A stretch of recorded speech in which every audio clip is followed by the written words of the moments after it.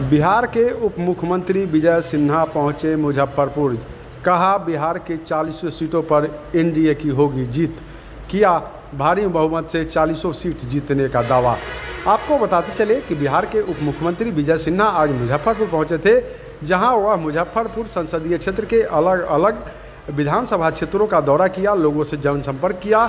इसी क्रम में कुरहनी विधानसभा क्षेत्र के हरिशंकर मनियारी पंचायत पहुंचे, जहां वह आम के बगीचे में लोगों से जनसंपर्क किया।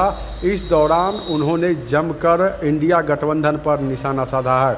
कहा है इंडिया गठबंधन वंशवाद की राजनीति करती है, जबकि एनडीए विकास की राजनीति करती है।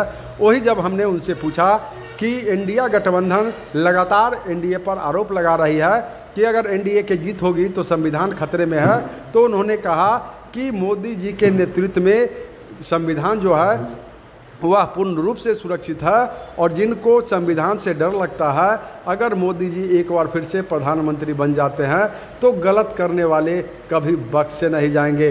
वही लोगों से जनसंपर्क करने के बाद मीडिया से रूबरू होते हुए बिहार के उप मुख्यमंत्री विजय सिन्हा क्या कुछ कह रहे हैं, पहले आपको सुनाते हैं।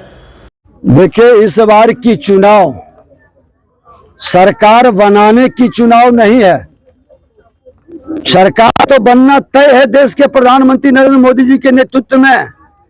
इस बार जो चुनाव 400 पार का नारा है, वो आतंकवाद, उग्रवाद, अपराध और भ्रष्टाचार को पोषित करने वाले और इन संतानों को सुरक्षित रखने का जो खेल विपक्षी एनडीए गठबंधन के लोग कर रहे हैं, उससे मुक्ति दिलाने का है।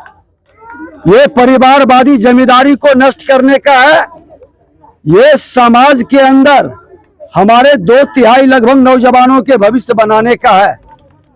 और आज देश को मजबूती प्रदान करना, देश के अंदर जो ये चारों शत्रु प्रत्यक्ष या अप्रत्यक्ष हमारे राष्ट्र को कमजोर और खोखला कर रहे हैं, जिसको कांग्रेस के नेतृत्व में एनडीए गठबंधन के लोग पोषित कर रहे हैं। आतंकवाद, उग्रवाद, अपराध और भ्रष्टाचारी को इनका बयान, इनके मैनिफेस्टो के अंदर नीति, इनके भाषा कहीं न कहीं 140 करोड़ देश की जनता को सतर्क और सावधान कर रही है कि अगर जो देश सुरक्षित रहेगा तो ये अप्पू और पप्पू के नेतृत्व में नहीं, ये देश सुरक्षित रहेगा तो नरेंद्र मोदी जी देश के प्रधानमंत्री के नेतृत्व में, और उसी के साथ 40 के 40 सीट बिहार से जीत की गारंटी हर बिहारी पूरी ताकत से लगी हुई है।